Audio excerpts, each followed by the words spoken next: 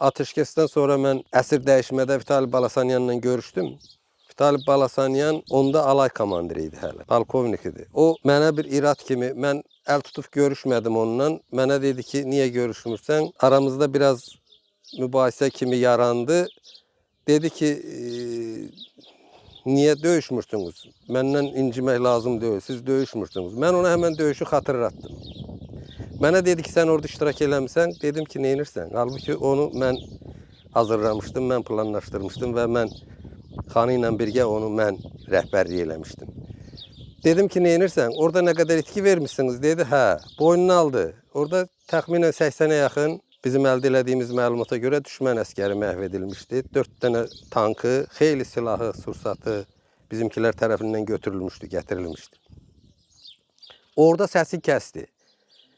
Və baxdım ki, ondan sonra mənə yaxınlaşmadı, mənlə danışmadı heç. Yəni, o əməliyyat da, məsələn, mən bilirdim ki, xanısız o istənilən kimi alınmayacaq. Çünki ona bənzər əməliyyat sonra da keçirtdik. Xanı artıq orada yaralanmışdı, getmişdi hospitala müalicəyə. O cür istədiyim kimi alınmadı. Yəni, xanı elə bil ki, hər kəsə bir güvən verirdi